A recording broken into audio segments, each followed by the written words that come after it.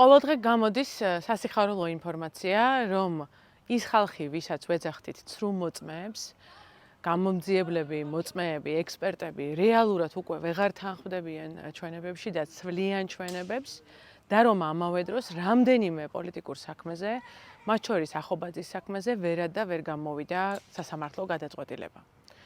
რითი შეიძლება იყოს ეს განპირობებული? დავიწყოთ იქიდან, რომ უნდა გვახსოვდეს, რომ არც ერთი პოლიტიკური საქმის მოსამართლე გადაწყვეტილებას თავად არ იღებს. ისინი ელოდებიან განკარგულებას და სისტემა ყოველთვის ასე მუშაობდა ბოლო 20 წლის განმავლობაში. განკარგულება უნდა მოვიდეს ზევიდან, შემდეგ გადაწყვეტილება იქნება მიღებული და დაწერილი მოსამართლის თანაშემწის მიერ.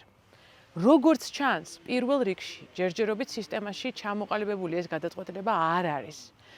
გადაწყვეტილება არ არის გადაცემული მოსამართლის მიმართ, ამიტომ პროცესი გადაიდება. პროცესების გადადება და ეს გაუგებრობა, რაც სასამართლოებშია, ნიშნავს, რომ გადაწყვეტილება გამოტანილი არ არის.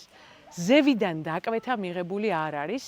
ის დაკვეთა, რასაც მოსამართლეები ელოდებოდნენ, შეიძლება ძალაში არაა. არადა მოსამართლეებს ეჩქარებათ. გადაუწყვეტელობაა და პოლიტიკური დაკვეთის კითხვის ნიშანი დაკვეთაზე, მე ვფიქრობ, ეს არის დღევანდელი არეულობისა და გაუგებრობის მიზეზი.